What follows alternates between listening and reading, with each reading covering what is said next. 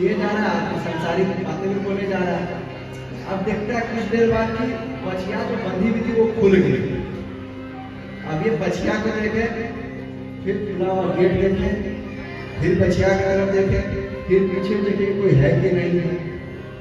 अब ये मन एकदम भीज गया कि हमको बोला कि क्या में बैठ के भजन कीजिए, किसी से कोई लेना देना नहीं है, तो हम क्या बछिया को पकड़ेंगे। और नीचे बछिया दूध पी ले। बछिया गया दूध पीने लगी।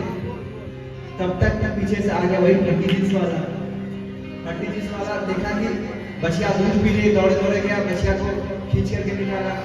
बाबा को कहा, बाबा तुम पे इतनी भी ताकत ना रही है कि तू बछिया खींच सके।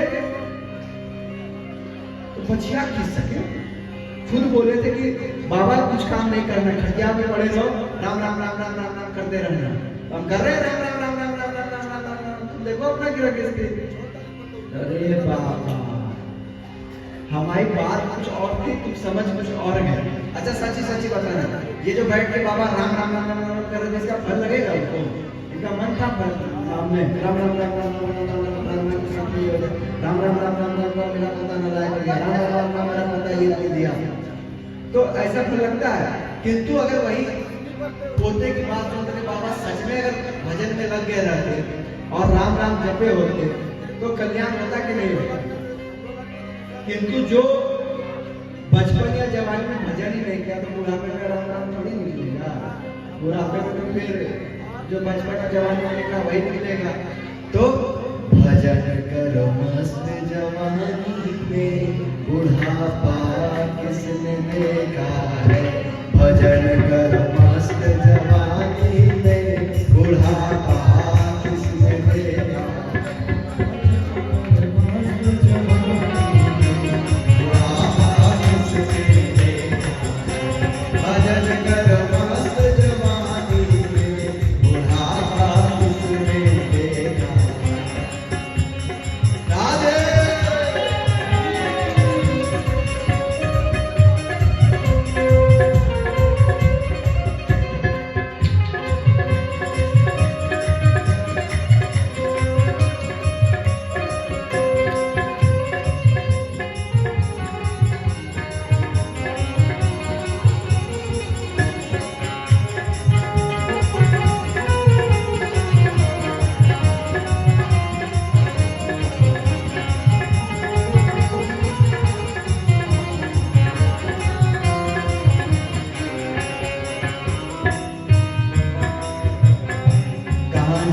बहरे हो जाओगे, मान से बहरे हो जाओगे, भजन तुम सुन नहीं पाओगे, भजन तुम सुन नहीं पाओगे, मान से बहरे हो जाओगे, भजन तुम सुन नहीं पाओगे। भजन सुन मस्त जवानी में, बुढ़ापा किसने देखा है। भजन कर मस्त जवानी में, बुढ़ापा किसने देखा है। राधे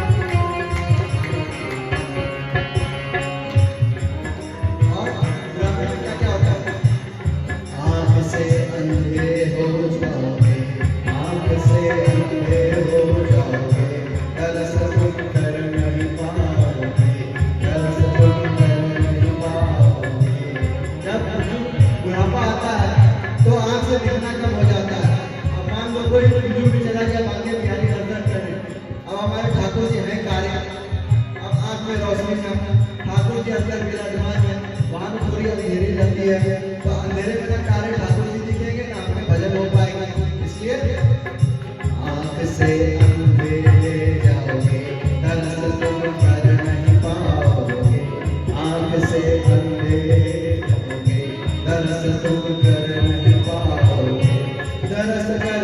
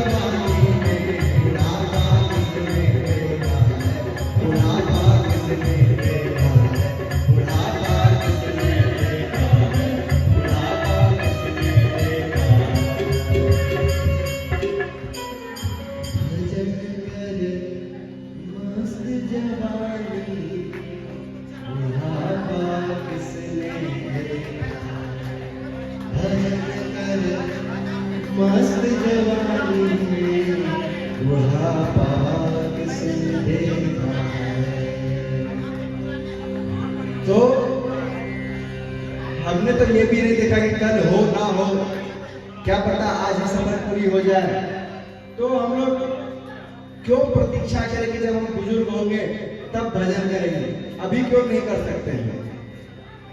हम लोग जब भी तीर्थ यात्रा पे जाते हैं या किसी धाम में जाते हैं तो कई ऐसे जगह होते हैं जहाँ काफी दूर तक पैदल चल जाते हैं, किंतु जो बुजुर्ग होते हैं उनको काफी समस्या होती है, चल नहीं पाते हैं।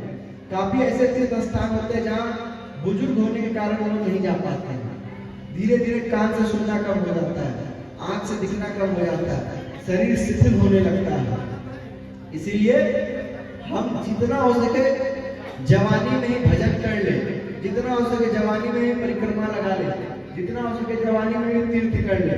अब मान लो किसी को केदारनाथ जाना है, बद्रीनाथ जाना है, पहाड़ पर चढ़ना है, तो उसके लिए तो चाहिए ना शरीर में जान। बाबा अभी भी चढ़ सकते हैं, उनमें है क्षमता। अच्छा आप चले गए, जय हो। और कौन कौन तीर्थ चारों धाम कौन कर चुके हैं अभी तक? 4 धाम। चलिए कुछ लोग तो है 4 धाम जो करके हैं उनके भी दर्शन से हमारे पाप नष्ट होते हैं, तो आप लोग के दर्शन से हम कृतार्थ हो रहे हैं। अच्छा वृंदावन धाम कौन कौन जाता है? वृंदावन धाम कौन कौन गए हैं? 2 3 4 5 10-15 लोग हैं लगभग जो वृंदावन धाम गए हैं। कैसा लगता है वृंदावन धाम? जब वृंदावन जाते तो कैसा अनुभव होता है? हर तरफ राधे राधे, कुछ भी हो राधे राधे भैया, राधे राधे भैया यहाँ जाना है, राधे राधे प्रसादी, राधे राधे आगे बढ़ते रहिए, राधे श्याम राधे श्याम हो, राधे राधे। पूरा वृंदावन राधे राधे की गूंज करता है और वृंदावन को प्रेम नगरी कहा जाता है। वहाँ हमारे श्याम सुंदर राधा माधव की प्रेम उपासना की जाती है। और हम सभी, मैं तो विशेष करके हम राहुल हम सब उसी परंपरा से आते हैं। निम्बार्क संप्रदाय 4 प्रमुख वैष्णव संप्रदाय है, उसमें से एक निम्बार्क संप्रदाय है जो कि गोपियों की तरह राधा माधव यानी युगल सरकार ठाकुर जी की प्रेम उपासना की पद्धति है। और वो भगवान के प्रति किस प्रकार से प्रेम करना चाहिए, किस प्रकार की उपासना पद्धति है वो सिखाती है। तो हमारा तो काफी, मैं अपने आप को सौभाग्यशाली मानता हूँ कि ऐसा भी नहीं जिस समय मैंने दीक्षा ली थी निम्बार्क संप्रदाय में, मुझे उस समय इसका कोई ज्ञान भी नहीं थी। अज्ञानतावश ठाकुर जी कैसी कृपा रही कि वो अपने और खींची, ये उनकी कृपा थी। तो आइए फिर हम लोग कथा में आ जाते हैं। कहाँ थे हम लोग कथा में? रविदास जी अपने घर से धन ले जा करके बांट देते हैं। आप में से कोई है जो अपने घर से धन पूछेगा उसको पॉकेट मनी मिलता और जाके बांट डालता है ना? अच्छा कभी अनुभव करना, आप लोग जो युवा हैं, आपके पास अगर घर से पॉकेट मनी मिले 100 200 500, ऐसे जगह जाकर के ऐसे गरीब को दान कर देना जो तुमको ना जानता हो ना पहचानता हो, और चुपचाप उसको दे करके वहां से निकल जाए, फिर किसी को बोलना भी मत। काफी जगह पे तो ऐसा होता है गुप्त दान। एक जगह कथा हो रही थी, एक आदमी ने सोचा कि गुप्त दान करें, तो उसने 5000 रुपए गुप्त दान किया। तो जो मंच संचालक थे उन्होंने कहा कि आज 5000 रुपए की गुप्त दान राशि हमें प्राप्त हुई है। वो पीछे बैठा सोचने लगा कि भैया गुप्त दान तो किए, 5000 इसको तो बोला, पर मजा नहीं है, लोगों को पता नहीं चल पाया। तो फिर वो वापस मन संचालक के पास गया, बोला कि भैया आप कहिए कि जो गुप्त दान किया है वो इसी कथा पंडाल में बैठा। मन संचालक ने पुनः कहा कि बहुत बहुत धन्यवाद कि 5000 का जो गुप्त दान दिया गया है वो इस वक्त इसी कथा पंडाल में बैठे हैं। सब लोग एक दूसरे को देखने लगे, फिर भी नहीं समझ पाया। फिर ये वापस मन संचालक के पास गया कि आप मजा नहीं आया, आप एक बार फिर से बोलिए कि जिन्होंने गुप्त दान दिया है वो पीछे की तरफ बैठे हुए। फिर मन संचालक ने कहा कि हमें बताते हैं बहुत हर्ष हो रहा है कि कि 5,000 का जिन्होंने गुप्त दान किया था वो पीछे की ओर बैठे हैं, सब पीछे मुड़ के देखने लगा। पीछे काफी लोग बैठे थे, फिर भी समझ में आया किसने गुप्त दान किया है। अब ये सोचा कि नहीं, अभी तक लोगों को पता नहीं चला। फिर मैं संचालक के पास गया, कथा पंडाल में पीछे दाहिनी ओर से जो दूसरी कुर्सी पे बैठे हैं उनके द्वारा गुप्त दान दी गई है। वन संचालक ने माथा कहा, भैया गुप्त दान फिर क्या बोल रहे, सीधे बोले कि हमने दान करी है। तो ऐसे गुप्त दान का क्या फायदा जब हमने ढिंढोरा ही पीट दिया। अब कोई वृंदावन जाए, 500 रुपया दान पेटी में डाल दें, फिर वापस आए अपने घर, अपने मित्र को बोले, अरे राहुल जानते हो हम वृंदावन गए थे और हमने चुपचाप से किसी को नहीं बताया और 500 रुपए गुप्त दान कर दिया। अब ये गुप्त दान है, जब तुम बताए ही दिए तो फिर काहे कि गुप्त दान है। गुप्त दान क्या हुआ कि आप दान करके तुरंत आप भी भूल जाए कि हम किसी को कुछ दान दिए थे, तो वो दान का फल लगता है। अब आदमी का क्या हो गया कि 10 रुपए भी देगा तो उसकी इच्छा हो जाए कि मंच से बोला जाए कि फलाना बाबू 10 रुपए का दान दिए हैं। मन से चालू में क्या हो तो बोल देगा कि हाँ फलाना बाबू 10 रुपए दान दिए हैं, उनके लिए जोरदार तालियां, लोग ताली बजा देंगे। किंतु जो उसका वास्तविक फल मिलना चाहिए वो नहीं मिल पाएगा। अब आपकी इच्छा है जिस प्रकार से दान करें या ना करें ये आप पर है, किंतु जितना हो सके अपने जीवन में जहाँ आवश्यकता हो, जहाँ दिखे कि यहाँ आवश्यकता है वहां दान करना चाहिए। और दान में भी ध्यान रखना चाहिए, अन्न का, वस्त्र का, दवाई इत्यादि का दान देने में सोचना नहीं चाहिए, दे देना चाहिए जिसको आवश्यकता है। किंतु जब धन का दान दे रहे हो तब इसका चिंतन करना चाहिए कि जिनको आप धन दे रहे हैं क्या वो वास्तविक जगह पे लगेगा, क्या उसका सदुपयोग होगा, तो धन देना चाहिए। अन्यथा धन किसी को दे दिए कि कोई कार्यक्रम हो रहा है, आध्यात्मिक कार्यक्रम हो रहा है, आपने धन दे दिया और उस धन का वो गलत उपयोग कर लिया तो उसका पाप आपको भी लगेगा। इसलिए हम ध्यान दे, दान देने में वस्तु सामान के दान में बिल्कुल ना सोचो, बेझिझक दे, किंतु जब धन का दान देना तो एक बार निश्चित सोचे कि वो धन सही जगह पर लगेगा या नहीं लगेगा। एक मैया थी, वो एक संत के पास गई और उन्होंने कहा कि बाबा मेरे पास 1 रुपया है और हम 1 रुपया का दान करना चाहते हैं। ये आज से लगभग 10-20 साल पहले की कथा है, जिस समय 1 रुपए में नमक 1 केजी आ जाता था। तो बाबा ने कहा ठीक है, रसोईया को बुलाया और रसोईया का ये लो 1 रुपए का नमक ला और नमक आजू संत भंडारा होगा उसमें वो नमक डाल देना कि सभी संतों को वो प्रसादी मिल जाएगा। और ऐसा ही हुआ। जब वो माता जी ने देखा कि यहाँ पर धन का सदुपयोग होगा, दुरुपयोग नहीं हो सकता है, वो बहुत धनाढ़ थे, उनके पास बहुत धन था, किंतु वो पहले परीक्षा लेने गए थे कि जहाँ धन देने जा रहे हैं वहाँ धन का सदुपयोग होगा कि नहीं होगा। तो जब देखा कि यहाँ सदुपयोग हो रहा है तो उन्होंने अपना सारा धन दान कर दिया। तो हम लोग भी ध्यान करते हुए जितना हो सके जीवन में पुण्य संकल्प करें और पाप से बचें। ऐसा ना कि पुण्य हम खूब करें और पाप एक तरफ से चलता रहे, तो मटका नीचे से फूटा हुआ ऊपर जल भरते रहे तो जल निकलते रहे। इसीलिए हम लोग प्रयास करें कि मटका नीचे से फूटे भी ना, तब हम जल भरे, तो जल भरेगा और काम भी आएगा। रैदास जी को रघु ने घर से बाहर निकाल दिया, बोला कि तुम बाहर चले जाओ, पास में थोड़ी सी जमीन दे दी जहाँ वो कुटिया बना के रहने लगे, किंतु धन कुछ भी नहीं दिया। अब रघु को कुछ रैदास को कुछ आता नहीं था, तो घर गृहस्थी की तो धन की आवश्यकता है, बिना धन के ना रोटी आएगा ना नमक आएगा, रोटी नमक के लिए घर में खर्चा जरूरी होता है। तो उनको केवल एक ही काम आता था, चप्पल जूते सीना, तो वो वही काम करते थे, चप्पल जूते सीते थे। किंतु विशेष क्या उनके अंदर खासियत थी कि अगर कोई वैष्णव या कोई संत आता था तो उनके चरण पादुका को, उनके चप्पल को वो निःशुल्क सिल देते थे, मुफ्त में उनकी सेवा के भाव से कि मेरे द्वारा संतों की सेवा हो गई या मेरे द्वारा वैष्णवों की सेवा हो गई। वैष्णव, संत और शैव यानी जो शंकराचार्य की पद्धति से वैष्णव, जो वैष्णव 4 संप्रदाय होंगे, और जितने भी भक्त हैं हमें जितना अवसर मिले उतना उनकी सेवा करनी चाहिए। आज क्या हो गया है, हम सेवा कराना चाहते हैं, करना कदापि नहीं चाहते हैं। हम तो चाहते हैं गुरु जी भी हमारी सेवा करें, हम गुरु जी की क्या सेवा करेंगे। गुरु जी के पास गए, अब हमें दिख रहा है कि गुरु जी का जो आश्रम में गंदा है उसको साफ करना चाहिए, तो साफ नहीं करेंगे, जाएंगे गुरु जी पर, गुरु जी प्रणाम प्रणाम गुरु जी, चेला गुरु जी कहिए क्या आज्ञा है मेरे लिए। अब देखो उसको दिख रहा है गंदगी है, सफाई करना चाहिए, लेकिन फिर भी क्या, गुरु जी आप आज्ञा दीजिए।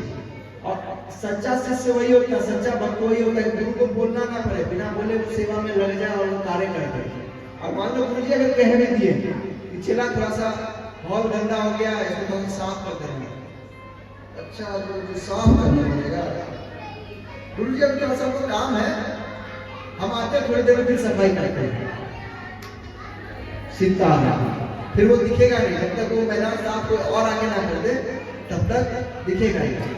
तो ऐसे शिष्य बनने से कोई फायदा नहीं है, हम निष्ठावान बने, अपने गुरु के प्रति समर्पित बने। रैदास जी सेवा करने लगे, अब ये जितना भी कमाते थे वो सारा बिल बांट करके जो संत लिखते थे आस पड़ोस में जाते हुए उनकी सेवा में खर्च कर देते थे और खत्म कर देते थे, और बड़ी दीनता से जीते थे कि जितना धन सब प्रतिदिन जो कमाते थे वो सब सेवा में खर्च कर देते थे, अगले दिन में फिर आवश्यकता पड़ती थी फिर कमाते थे फिर खर्च करते थे। तो धीरे धीरे उनकी जब ऐसी स्थिति भगवान ने देखी तो भगवान सोचे कि इसका कल्याण होना चाहिए, और भगवान संत बन करके पहुंचे और उन्होंने कहा कि रैदास जी हमारे जूता है उसको सिल दीजिए। अब जूता वो ऐसा लाए थे कि नीचे से पूरा साफ था, नीचे कुछ था ही नहीं, तो बोला ठीक है महाराज लाइए। उन्होंने पूरा नीचे से अच्छे से एकदम बेहतरीन जूता बना करके उनको भेंट कर दीजिए। ये बोले बोलो कितना धन हुआ, कितनी राशि देनी पड़ेगी, तो बोलते प्रभु आपने इतनी कृपा कर दी, आपने सेवा का हमें अवसर दे दिया, इतने से ही हम प्रसन्न हैं, हमें धन की अभिलाषा नहीं। तो संत बोले अरे तुम चिंता मत करो, हम पे धन की कोई कमी नहीं, हम पे बहुत धन है, तुम मानो कितना हो उतना तुमको धन देंगे। तो रैदास जी बोले प्रभु हमको नहीं चाहिए। बोले ठीक है चलो तुम्हारी इस बात से हम प्रसन्न हुए, हमारे पास एक पारस पत्थर है, पारस मणि, पारस पत्थर का नाम आप लोगों ने सुना है। पारस पत्थर एक ऐसा पत्थर होता है जिसको सोना से छुआ दो तो वो लोहे से छुआ दो तो लोहा को सोना बना देता है, ऐसा पत्थर। अब मान लो हम लोग रहते हैं, कोई संत बोलता है कि नहीं लो पारस पत्थर, हम लोग क्या बोलते हैं, अरे बाबा जल्दी ला, काहे के देर कर रहे हैं, ला चलो बाबा राधे राधे, चलिए आपकी सेवा होगी, लाओ पारस पत्थर, फटाक से जितना लोहा ला के सोना बना कर दे, चक से संत सेवा करते, आप लोग बड़े अच्छे हैं। तो श्री राधे रैदास जी मना कर दिए कि हमको नहीं चाहिए पारस पत्थर। संत जो थे उन्होंने कहा एक काम करो, तुम्हारे पास जो खुरपी लगाओ, खुरपिया जिससे चप्पल संगने के बाद जिससे वो काटा जाता है धागा को, खुरपी लिए, खुरपी में पारस पत्थर सटा, सोना हो गया। अरे महाराज ये आप क्या कर दिए, अब नाराज हो गए रैदास जी। काहे नाराज हो गए कि लोहे को आप सोना काहे बना दिए, अब इससे हमारी संत सेवा छूटेगी, लोहे की तो हम चप्पल उससे बनाते थे, अब सोने की हो गई तो सेवा में छूट जाएगी, अब आप उसको जल्दी से लोहा बनाएंगे। अब जिद में बढ़ गए कि आप सोना से वापस लोहा बनाएंगे। सच्ची सच्ची बताएं, अगर वो लोहा से सोना ठाकुर जी बना के हमको दे देते तो हम लोग क्या करते हैं, ईमानदार से दिल पे हाथ रखते हैं। नाथ नगर वाले बहुत ईमानदार आदमी, इतने बड़े भक्त है ही, जितने अच्छे आप लोग क्या बताएं, इतने अच्छे लोग कहीं नहीं देखे, इतने संत सेवी संत की सेवा में तत्पर। तो आप लोग तो लौटा ही देते थे, देखिए लोहा क्या किया, सही बोल रहे हैं ना, सही बोल रहे हमको सब पता है आप लोग। तो रैदास जी दिल करने लगे भैया आप इसको लोहा वापस बनाएंगे, तो संत ने कहा चलो ठीक है वापस से लोहा बनाएंगे। अब संत बोले कि हम जा रहे हैं यहाँ से तीर्थ यात्रा को, अब पारस मणि है, किसी को पता चल गया कि हमारे पास पारस मणि है तो रास्ते में लूट लेगा, इससे अच्छा एक काम करो तुम अपने पास रखो और हम जब वापस आएंगे हमको दे देना। अब इनको लगा कि कहीं मान लो सामने उपयोग करने में झिझक रहे हो, हमारे जाने के बाद उपयोग कर ले सत सेवा के लिए। रैदास जी को रैदास जी उन्होंने कहा बाबा जे पारस पत्थर और जे हवा मकान या में जहां रखनू है रख दो कपड़ में, हमें ना बताओ कहाँ रखिए और तुम चले गए। तो ठाकुर जी वही खप्पर में पारस पत्थर रख दिए और चले गए। 13 महीने के बाद ठाकुर जी वापस आए। 13 महीने के बाद आए, रैदास से पूछते हैं रैदास हमने जो पारस पत्थर दी थी कहाँ है? बाबा हमें ना पता कहाँ है, जहां तुम रख गए थे वही होगी, जाके देख लो। तुमने अभी तक उपयोग नहीं किया। राम राम राम राम बाबा, हम तुम्हारे पास पत्थर को काहे उपयोग करेंगे? हमने तो पहले कह रखी थी कि हमें नहीं चाहिए, तुम जबरदस्ती गाड़ गए, तो अब तुम जबरदस्ती गाड़ गए तो तुम जबरदस्ती ले जाओ, हमें ना चाहिए, हमें माफ करो। ठाकुर अच्छा जब कोई भक्त कुछ नहीं चाहता है भगवान से, तो भगवान विह्वल हो जाते हैं कि हम कुछ ना कुछ उसको अवश्य दे, और ऋणी हो जाते हैं अपने भक्त के।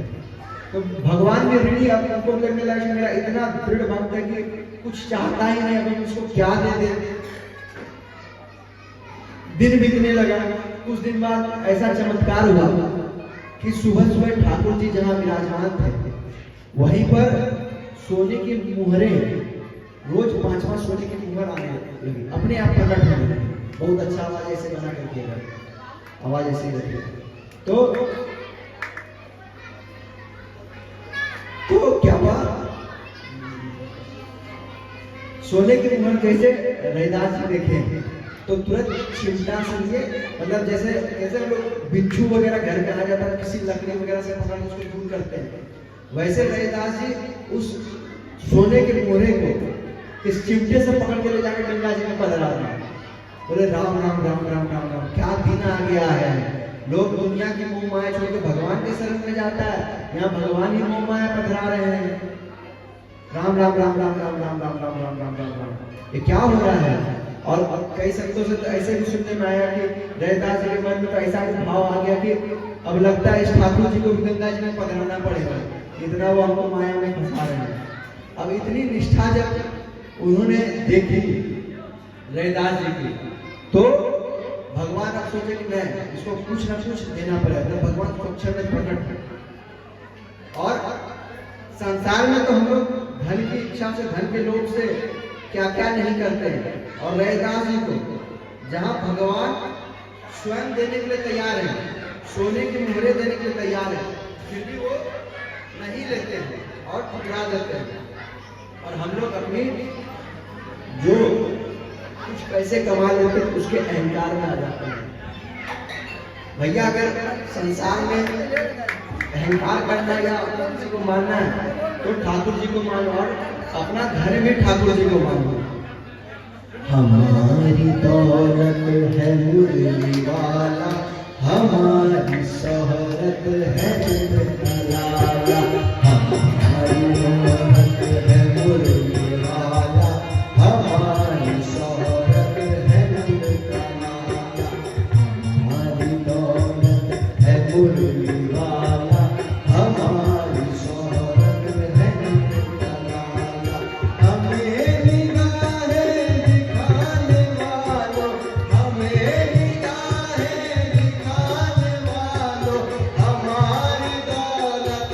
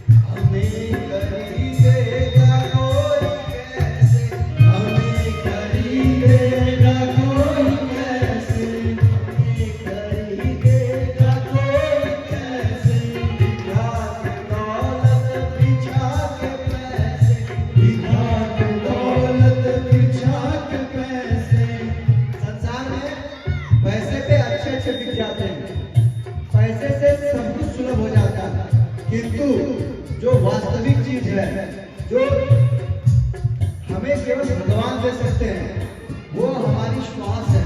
अब कोई डॉक्टर को जाकर डॉक्टर साहब हम आपको 1 करोड़ दे रहे, 2 करोड़ दे रहे हैं, अब जिसका समय पूरा होगा उसको जितना क्या कर सकता है, नहीं ना?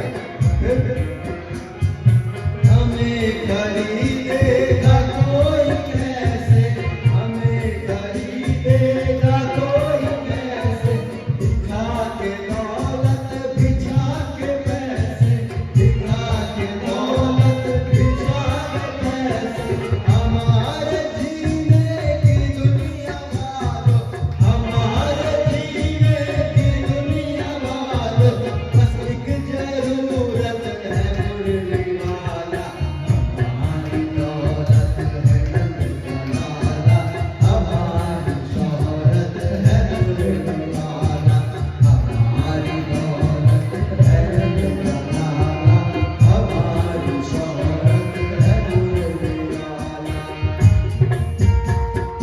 राधे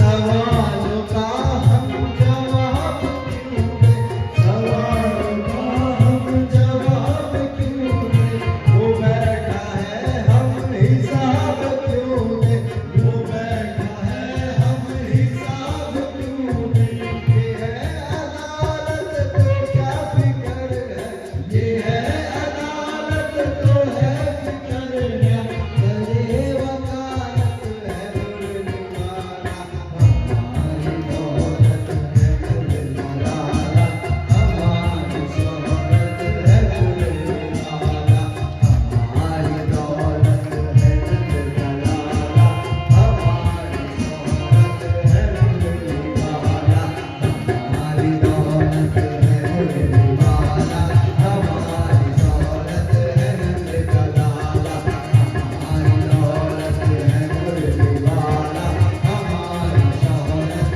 है नंदलाला, हमारी दौलत है मुरली वाला, हमारी शोहरत है नंदलाला, हमारी शोहरत है नंदलाला, हमारी शोहरत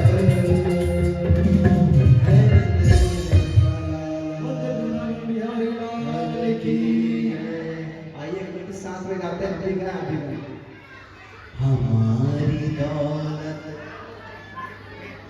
सब एक साथ गाए, एक साथ, हमारी दौलत, हमारी शोहरत है नंदलाला, हमारी दौलत। अच्छा लगता है माताओं और भाइयों में आपस में तो बनती, इसलिए माताएं केवल गालियां, भाई साहब देख देख भैया आप करो, हम देख रहे हैं, आप करते जाओ, बस हम देखेंगे, आपको गाने में क्या दिक्कत है, आप लोग भी गाइए। हमारी दौलत, शरीर में जान प्राण है ना है। आइए कथा आगे बात बढ़ाते पहले एक खेल खेलते हैं। हम बोलेंगे हम तो सीताराम कहेंगे, आप लोग को बोलना है हम तो राधे श्याम कहेंगे, ठीक? फिर आप लोग से करवाएंगे, आप लोग सभी भाई लोग तैयार नहीं है, आज जो एकदम पीछे बैठे, आगे जगह है, आगे आके हम लोग बैठ सकते हैं, हमको भी अच्छा लगेगा। हम तो सीताराम कहेंगे, हम तो सीताराम कहेंगे, हम तो सीताराम कहेंगे, हम तो सीताराम कहेंगे, अरे हम तो सीताराम कहेंगे,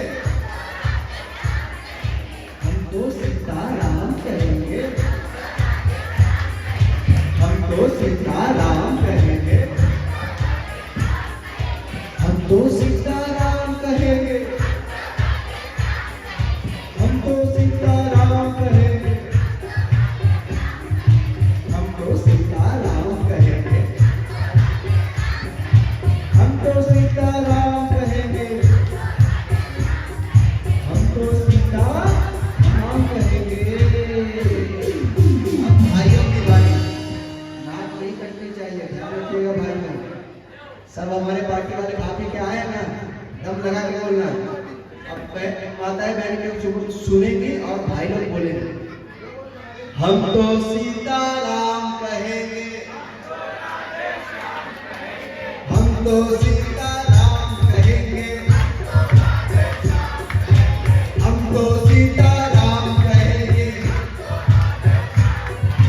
हम तो सीताराम कहेंगे, हम तो सीताराम कहेंगे, हम तो सीताराम कहेंगे। अरे बहनों को नहीं गाना, आप केवल भाइयों का आपको कंपटीशन खुद हार जाएगा अपने से। केवल भाई लोग बोलेंगे हम तो सीताराम कहेंगे, हम तो सीताराम कहेंगे, हम तो राधे श्याम कहेंगे, हम तो राधे श्याम कहेंगे, हम तो राधे श्याम कहेंगे, हम तो राधे श्याम कहेंगे, हम तो राधे श्याम कहेंगे। देखो भैया, हमको तो लग रहा है कंपटीशन ड्रॉ हो गया है। बात दोनों तरफ सही जमा, माताएं बहन भी अच्छे से गाए, भाई लोग भी अच्छे से गाए। ऐसा लग रहा है महाराज जी दोनों के करोड़ों में भारी हो गए। दोनों अब एक साथ, भाई बहन माताएं बहन भाई बंधु सभी एक साथ। हम तो सीताराम कहेंगे, हम तो सीताराम कहेंगे, हम तो सीताराम कहेंगे, अरे हम तो सीताराम कहेंगे, हम तो सीताराम कहेंगे, हम तो सीताराम कहेंगे, हम तो राधे श्याम कहेंगे, हम तो राधे श्याम कहेंगे, हम तो राधे श्याम कहेंगे, हम तो राधे श्याम कहेंगे, हम तो राधे श्याम कहेंगे, हम तो सीताराम कहेंगे, हम तो सीताराम कहेंगे, हम तो सीताराम कहेंगे, हम तो राधे श्याम कहेंगे, हम तो राधे श्याम कहेंगे, हम तो राधे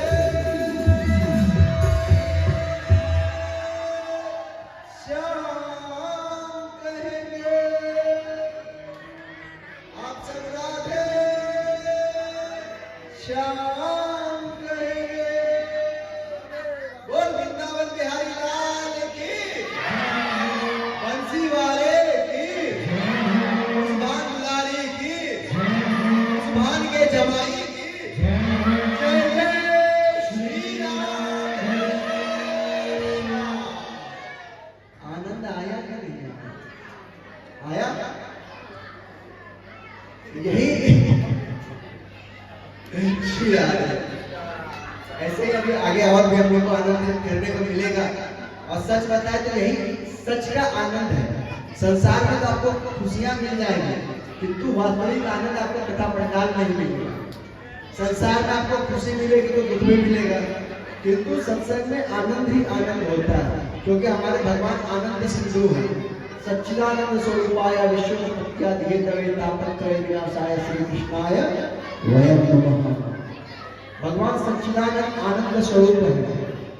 अच्छा, जितने भी भगवान है देवी देवता सबके नाम है, सबको उनके नाम से उपासना की जाती है, किंतु ठाकुर जी हमारे ऐसे हैं जिनको जो नाम से पुकारना उस नाम से वो आ जाते हैं।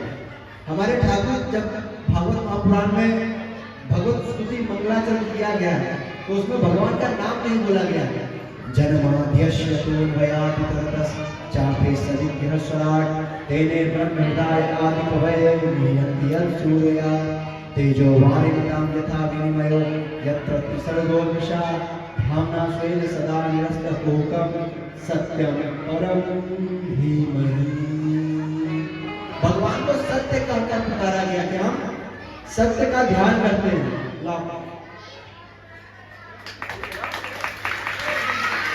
श्री राम। तो हमारे ठाकुर जी को सत्य कहकर पुकारा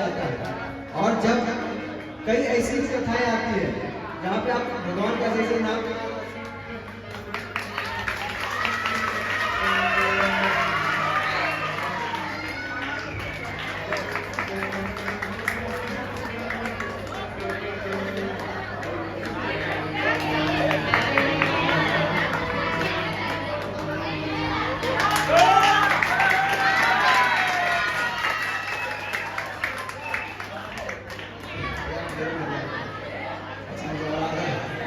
श्री राधे क्या बोलना पड़ेगा? राधे राधे। लगता आप लोग का ध्यान कभी भी भटक जाता है। क्या बोलना पड़ेगा? राधे राधे।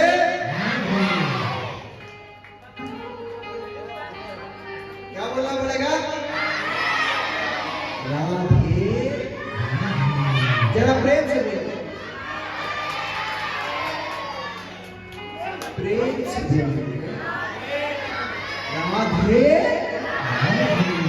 राधे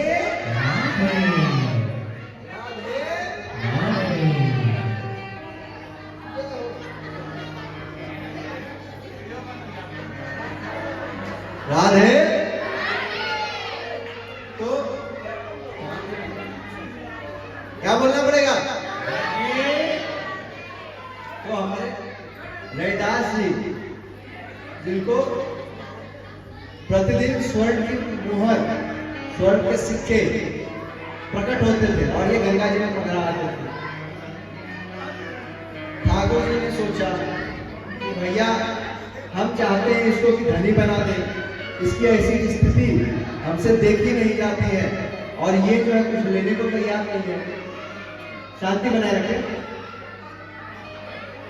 शांति बनाए रखे। अरे श्याम, तो ठाकुर जी प्रकट भय और सीताराम। ठाकुर जी प्रकट भय, उधर ठाकुर जी प्रकट भय।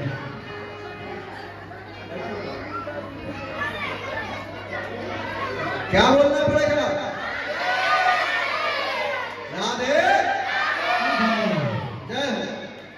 तो हमारे ठाकुर जी प्रकट भय और उन्होंने कहा कि रैदास, हम तुमको धनी बनाना चाहते हैं, हम तुमको धन दे रहे हैं और तुम उसका त्याग किए जा रहे हो।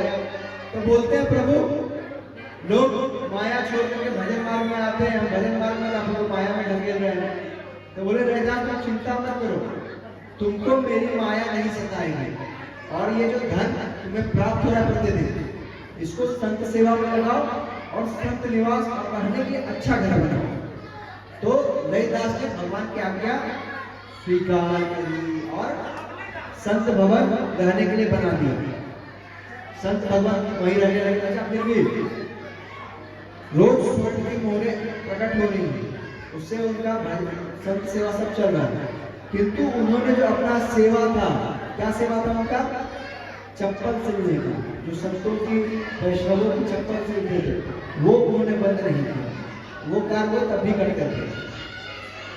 अब हर किसी का कोई ना कोई टांग खींचने वाला होता है, उनका भी टांग खींचने वाला कोई ना कोई था। तो सबने षड्यंत्र रचा कि राजा से उनकी शिकायत करते हैं कि ये धन कहीं से चुरा के ला रहा है और उससे ये अपना राजभवन बनाया है। सबने जाके राजा से शिकायत करी कि राजा जी आपके गांव में, आपके जो नगर है, राज्य है, इसमें अन्याय हो रहा है। क्या अन्याय हो रहा है भाई साहब? तो आपके राज्य में एक रैदास करके हैं जो जूते चप्पल सिलते हैं, उनके पास पता नहीं कहां से इतना धन आ रहा है, वो अपना एक महल बना लिए। तो रैदास जी को बुलाया गया, रैदास जी आए। रैदास जी ने कहा कि भैया राजा जी, हम जो है सब प्रभु की कृपा से हो रहा है, उन्हीं की कृपा से ये धन प्रकट हो रहा है। तो राजा ने कहा कि हम कैसे प्रमाण मांगे? हर चीज का प्रमाण चाहिए होता है, प्रूफ चाहिए होता है कि नहीं? आजकल तो आप इंसान है भी कि नहीं, कहाँ के निवासी, सब चीज का प्रूफ चाहिए। आपका ब्लड कौन सा, इसका प्रूफ चाहिए। किस स्कूल में पढ़ते हैं, इसका प्रूफ चाहिए। गाड़ी चला रहे थे, आपके पास लाइसेंस है कि नहीं, इसका प्रूफ चाहिए। हर चीज में ही प्रूफ चाहिए। तो रैदास जी से भी प्रूफ मांगा गया है। प्रूफ क्या होता है भाई साहब? प्रूफ होता है, प्रूफ होता है, प्रूफ होता है या प्रूफ होता है? क्या होता है? प्रूफ, प्रूफ जो होता है कुछ तो होता है, जो होता है सो होता है, तो हो गया। तो बोले प्रूफ कैसे होता है? प्रूफ कैसे जांचा जाएगा कि ये सत्य है कि नहीं है? तो कहा गया कि ठाकुर जी को बीच में रखा जाए, ठाकुर जी का विग्रह। एक तरफ रैदास जी बैठेंगे, एक तरफ सभी ब्राह्मण जन बैठेंगे। पहले ब्राह्मण जन अपनी ओर से जितना हो सके वेद पाठ मंत्र स्तुति करेंगे। अगर ठाकुर जी उनकी ओर मुड़ गए यानी ब्राह्मण सत्य है, और फिर रैदास जी को अवसर मिलेगा। रैदास जी अपनी प्रार्थना याचना करेंगे और रैदास जी की तरफ मुड़ गए तो रैदास जी की बात सत्य होगी। भैया जी जिनके बच्चे अपने बच्चे को अपने पास ले लें, यत्र तत्र ना भटकने दे, थोड़ा शांत माहौल बना के रखें कि हमें भी कथा करने में आनंद आता है। अब हम यहाँ रैदास जी की कथा सुना रहे हैं। जिनकी भी बच्चे इधर उधर दौड़ रहे हैं या फिर खेल रहे हैं, सभी से अनुरोध है कि बच्चों को अच्छे से अच्छी तरह बैठा दें, या फिर जिनके बच्चे वो अपने पास बैठा दें, क्योंकि ऐसे बाधा नहीं है कथा कहने में। क्या बोलना पड़ेगा? राधे,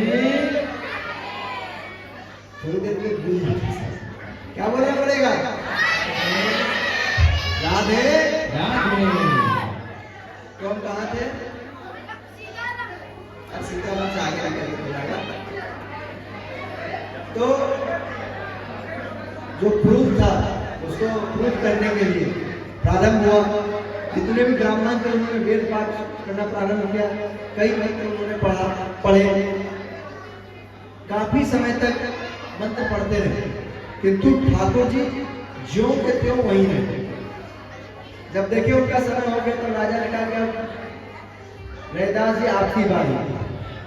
और रैदास जी ने एक ही पद गाया कि ठाकुर जी रैदास जी की तरफ मुड़ बजाओ। सबको प्रमाण मिल गया, सबका मुंह बंद हो गया कि रैदास जी गलत नहीं थे। और भक्त की तरफ सदैव भगवान रहते हैं, और इसीलिए भक्त का पलड़ा सदैव भारी रहता है। भक्त के विरोध में आप कितने भी ज्ञानी कुछ भी हो, किंतु अगर आप भक्त का विरोध करते हैं तो भगवान भी आपके विपक्ष में खड़े हो जाते हैं। महाभारत के युद्ध में पांडव केवल 5 ही थे। दुर्योधन 100 भाई थे, उनके साथ पितामह भीष्म थे, कई बड़े बड़े योद्धा थे, किंतु सत्य पांडवों की ओर थी, धर्म पांडवों की ओर थी। इसलिए भगवान कृष्ण भी उनकी ओर थे। और भगवान कृष्ण जहाँ रहते हैं, भगवान जिस तरफ रहते हैं, भगवान को अस्त्र या शस्त्र कुछ उठाने की आवश्यकता पड़ी नहीं, केवल मार्गदर्शन उन्होंने दिया और उसी से पांडव युद्ध जीत गए। हमारे भी जीवन में भगवान हमें मार्गदर्शन देते हैं, किंतु हम मार्गदर्शन देने के लिए तैयार ही ना है। अब हमें ये पता है कि हमें भगवान का ध्यान करना चाहिए। जो विद्यार्थी है उन्हें अपना मन पूजा पाठ करना, पढ़ाई में लगाना चाहिए, पढ़ाई को विद्या को भगवान की तरफ पूजना चाहिए। किंतु हमारा मन कहाँ रहता है? इंस्टाग्राम की रील। यो मारो हाथ ऊपर, सर से ऊपर बोल रही, फिर रील, फिर रील, फिर रील, फिर जट से नीचे एकदम पूरा जीवन जो है एक उंगली से पूरा जीवन ऊपर नीचे ऊपर नीचे। और कब वहां में 2 घंटा घुसो पतो न चला। चालू किया कि भैया पढ़ के थक गए, 10 मिनट थोड़ा सा देख लेते हैं।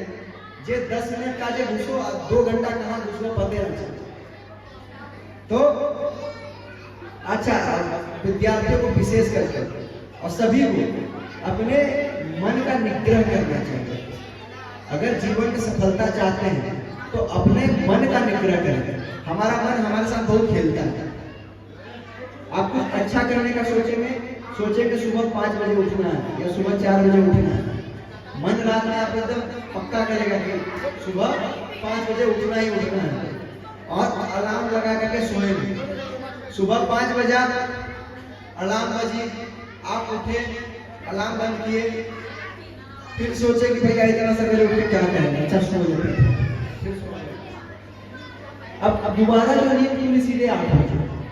अब उठने के बाद सर दर्द कि भैया सोचे तो 5 बजे उठना है, 8 बजे उठ रहे, हमारा 3 घंटा 4 घंटा चला गया, कितना घंटा हम पढ़ लिए रहते। अच्छा कोई बात नहीं, कल अच्छा मने है, मन ही बोला कि सुबह उठना है। जब सुबह उठे तो मन ही बोलता है कि भैया थोड़ी देर और सो लेते हैं। तो मन के मारे मन गए, मर गए, मन के जीते जी। अगर हम लोग अपने मन को मार दें, यानी मन हमारे सामने प्रस्तुत करता है, मन कुछ नहीं करवा सकता आपसे, मन आपके सामने प्रस्तुत करता है सेवा की बात कि हुजूर ये रसगुल्ला आपके लिए आनंद प्रदान करेगा, रसगुल्ला खाइए, आपको मिठास आएगी, आनंद आएगी। अब आपका बुद्धि, आपका विवेक इस पे मोहर मारेगा कि भैया हाँ रसगुल्ला खाने से मिठास आएगा, खाने लायक है नहीं है, मोहर मारेगा तो आप रसगुल्ला खाइए। किंतु हम लोग मन को ही मैं मान बैठते हैं और मन फिर बहुत विचित्र विचित्र चीज प्रस्तुत करता है हमारे सामने। ऐसी ऐसी चीजें मन प्रस्तुत कर देता है जिसे बोला नहीं जा सकता। मन कहता है कि हम इतने बजे से इतने बजे पढ़ेंगे या इतने बजे से इतने बजे ये कार्यक्रम करेंगे। जब कभी कभी सुरूर चलता है, हमको भी कभी कभी पहले सुरूर चलता था कि अनुशासन जीवन में रखना है, अनुशासित रहना है, तो बनाते थे लंबा चौड़ा लिस्ट।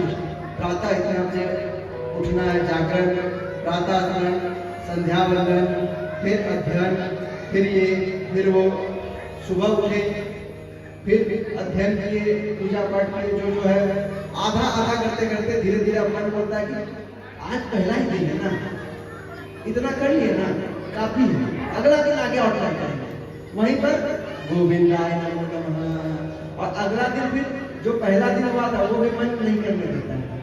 तो मन के मारे मर गए, मन के मारे मर गए, मन के जीते जीत। मन को मारो तो बन गए और मन के जीते जीत गए। इसलिए मन हमारे सामने जो भी प्रस्तुत करे उसको पहले विवेक के द्वारा, बुद्धि के द्वारा समझना है, सोचना है, तब उस पर निर्णय लेना है कि मन जो कह रहा है वो सही है या नहीं। मन आपको ये भी कहेगा कि चलो सत्संग में चलते हैं, युवा भाई हमारे देख के बहुत प्रसन्न हो रहा है कि युवा भाई कुछ कथा सुनने के लिए आ रहे हैं। बहुत कम देखने को मिलता है कि युवा अध्यात्म की तरफ रुचि लेता है। तो इनके लिए हम ताली बजाने लगे, हमारे लिए आपका बता दें, हम भी आपको भी जाते हैं। क्या बोलना पड़ेगा? राधे। तो मन को हम जितना संभाल सकते हैं। ये मन बड़ा चंचल है, कैसे तेरा भजन करूं, जितना इसे समझाऊं, जितना इसे समझाऊं, उतना ही मचल जाए राधे तेरे चरणों की, श्यामा तेरे चरणों की। ये मन हमारा बहुत चंचल है और हम इसे बिना अभ्यास के संयम में नहीं ला सकते। हम जब तक इसका अभ्यास न करें, अभ्यास में क्या क्या इसका ध्यान देना है, अपने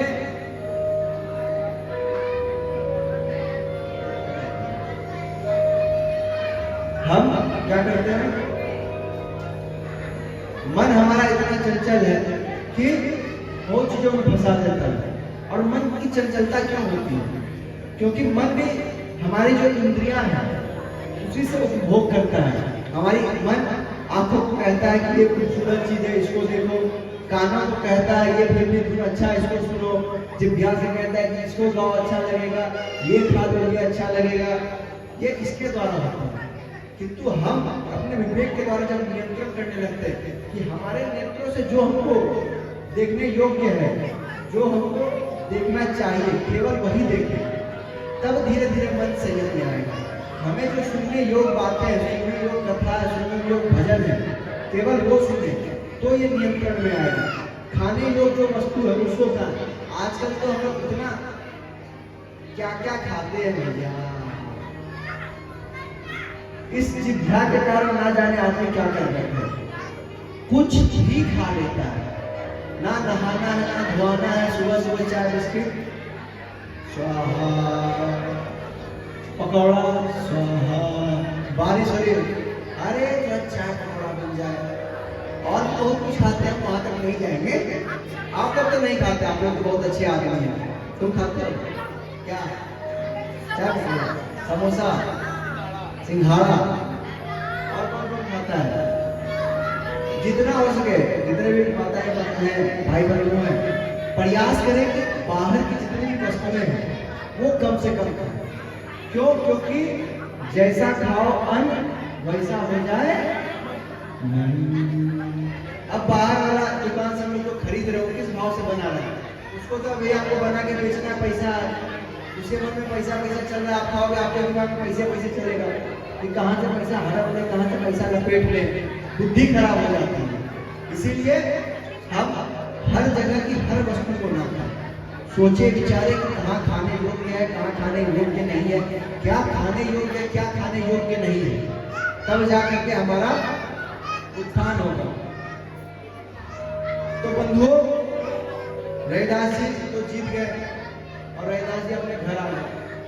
रविदास जी की एक कथा तो आपको शायद नहीं पता होगी, उस कथा की एक बात जो आप लोगों को निश्चित ही पता होगी कि मन चंगा तो कटौती में गंगा, सबने सुन रखी है, मन चंगा तो कटौती में गंगा, ये कहावत यहीं से प्रारंभ हुई थी रविदास जी के यहाँ से। रविदास जी अपने सेवा में नित्य प्रति लगे रहते थे, सेवा कार्य करते रहते थे, और एक ब्राह्मण थे जो उनके राह से गुजरते थे और रोज रविदास जी को कहते थे कि रविदास जी चलिए गंगा जी नहा आया जाए। रविदास जी बोलते थे प्रभु आप ही जाइए गंगा नहाइए, हमको सेवा से फुर्सत नहीं है, सेवा में हम लीन हैं, समय का अभाव है, आप मेरी ओर से डुबकी लगा रहे हैं। प्रतिदिन वो जाते थे, रास्ते में गुजरते थे और निवेदन करते थे कि रविदास जी आप चलिए। एक दिन ब्राह्मण ने कहा कि आज विशेष तिथि है, कभी कभी होता है विशेष तिथि होता है, जैसे माघ पूर्णिमा की तिथि होती है, इन सब विशेष तिथियों में लोग गंगा स्नान में जाते हैं, उसका महत्व होता है। ऐसे प्रतिदिन भी गंगा स्नान करना चाहिए अगर अवसर हम पे हो तो। और गंगा जी की तो इतनी महिमा है कि गंगा किनारे यानी गंगा जी से 25 किलोमीटर दूर तक भी अगर हम रहते हैं और उस क्षेत्र में कोई भी पुण्य कार्य करते हैं तो उसका 100 गुना हमको पुण्य फल प्राप्त होता है। और जो 3 बार हृदय से श्री गंगे श्री गंगे श्री गंगे, गंगा महारानी की जय, गंगा महारानी की जय, गंगा महारानी की जय बोले तो तक्षण उसके सारे पाप नष्ट हो जाते हैं। हम सब भी गंगा किनारे ही स्थित हैं, क्या भागलपुर नगर जो गंगा किनारे स्थित है, और इस नगर में हम लोग जितना हो सके पुण्य कर्म करें तो उसका उतना ही हमें फल प्राप्त होगा। और अभी जो हम लोग गंगा महारानी का जो नाम हम लोगों ने लिया है, इससे हमारे सारे पाप नष्ट हो गए। किंतु अब आगे आप कोई पाप ना करें तो आपका कल्याण निश्चित है। अब यहाँ से आप बाहर गए, अच्छा से कोई ना कोई पाप कर देंगे तो अभ्यास करते हैं, कुछ ना कुछ गलती हो ही जाता है, मानव है और मानव से गलती होती ही, हमसे भी गलती होती है, आपसे भी गलती होती है, सबसे गलती होती है। तो इसीलिए हम लोग हर समय हर दिन प्रयास करें कि गंगा जी का नाम लें, भगवान का नाम लें, इससे हमारे पाप नष्ट होते हैं। विशेष दिन था, रविदास जी को आग्रह किया कि भैया रविदास जी आप चलिए गंगा स्नान के लिए। तो रविदास जी ने कहा कि आज विशेष दिन है तो हम जाएंगे तो नहीं, जा तो हम नहीं पाएंगे अपने कार्य को छोड़कर, आप एक काम कीजिए, ये 2 केला मेरी तरफ से लेते जाइए और गंगा मैया को अर्पित कर दीजिए। तो बोले ठीक है, लेते जाते हैं, पर आप चलते तो अच्छा होता है।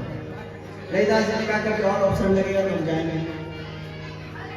ब्राह्मण देव पहुंचे गंगा जी में, अपना जो नित्य पूजा था वो किए। पूजा के उपरांत में याद आया कि रैदास जी केला दिए हैं गंगा जी को अर्पित करने के लिए, तो वो केला लेकर के रैदास जी के नाम पे गंगा जी में विसर्जित करने ही वाले थे। तब तक में गंगा जी वहाँ प्रकट हो गए। अब ब्राह्मण देव आश्चर्य हो गए करके कि भैया सालों से गंगा जी की उपासना कर रहे हैं, रोज यहाँ के स्नान ध्यान कर रहे हैं, और इतने दिन में एक बार भी प्रकट नहीं हुई।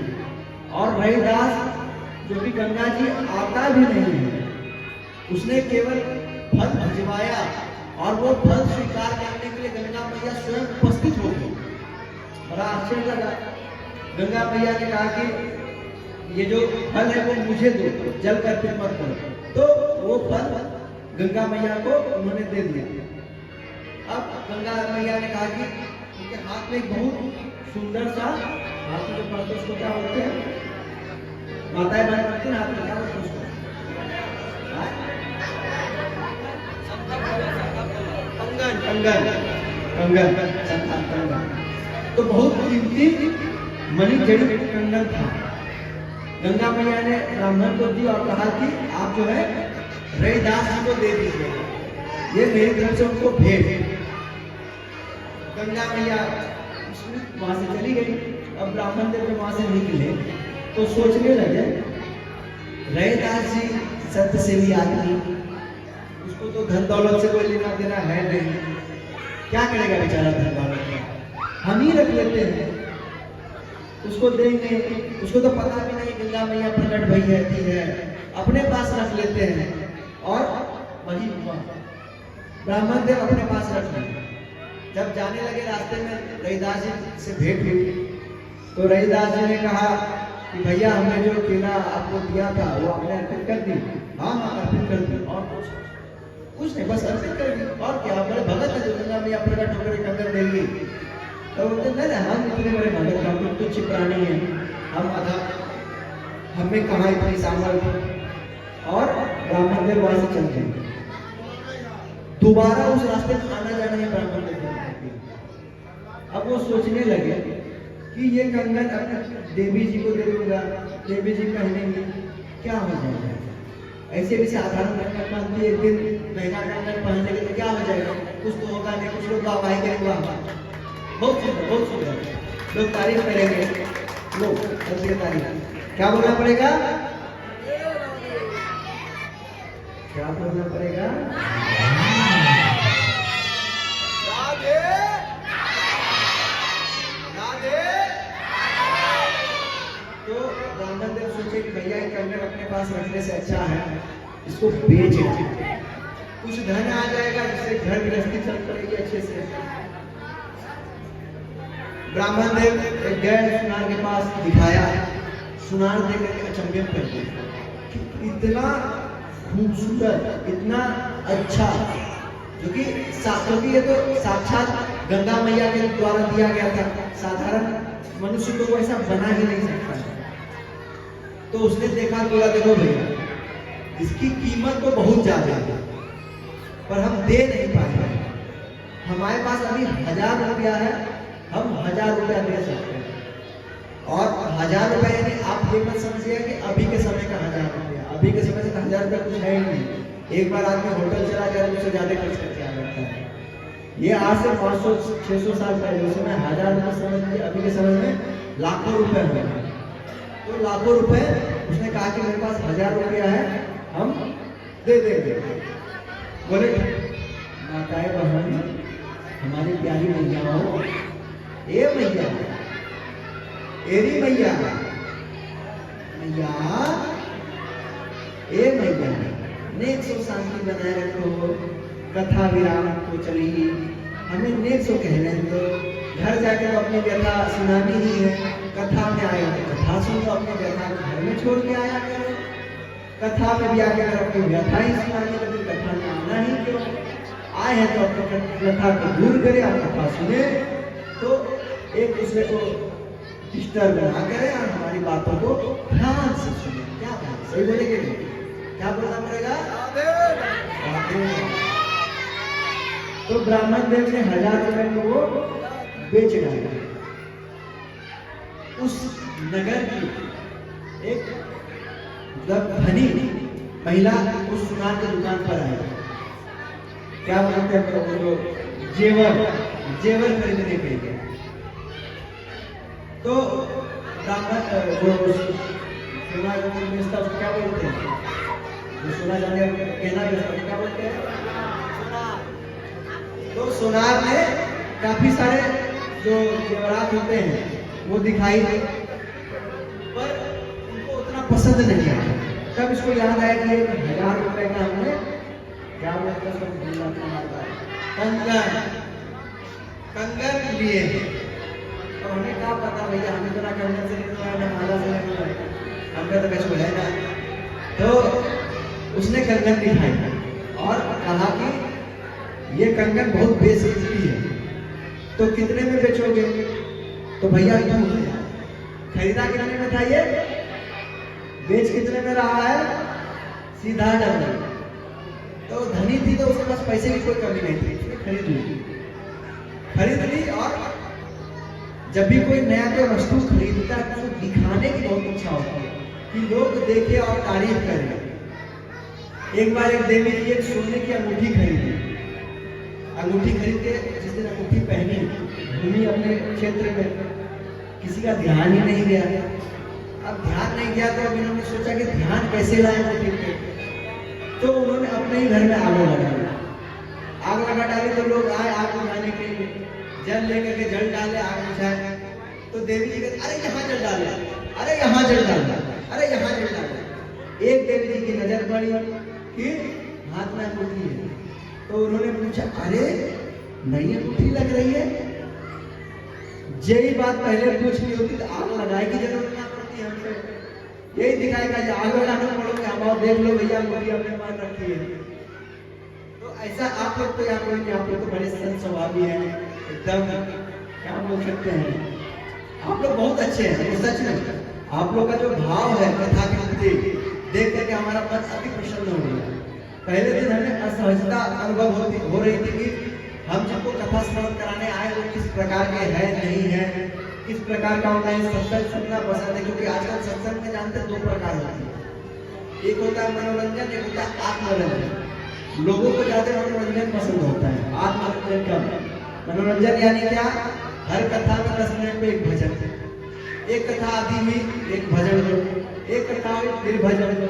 अब जब तुम कथा सुनने आए हो भजन सुनने आए, अब भजन सुनने आए भजन संध्या कर लो, वास्ते अच्छो खूब भजन करो, खूब नृत्य करो, कौन रोकने आएगा? किंतु जब कथा सुनने आए तो कथा श्रवण करो, अपने आप को उसमें रम दो, आत्मरंजन करो, अपने आत्मा में लीन हो जाओ, अपने आत्मा में रमण करो, जितना हो सके उसकी कथा में डूब जाओ। कि जो भी कथा हम लोग सुन रहे हैं उस समय हम लोग वहां खड़े हैं, जब वो घटना घट रही है वो हम लोग अपनी आंखों से देख रहे हैं। ऐसा मन में चिंतन करो, प्रयास करो। और जब कथा सुन के वापस घर जाओ तो घर में भी चिंतन करो कि हमने कथा में क्या सुनी। अब यहाँ कथा सुन करके उठे, घर गए, फिर घर में दाल चावल रोटी के लग गए, तो फिर जो कथा का प्रभाव आपके जीवन में पड़ना चाहिए वो नहीं पड़ता है। और कथा का प्रभाव ऐसा होता है कि लोग फटे से धोती पे आ जाते हैं। ऐसा भी देखने को मिला है कि कथा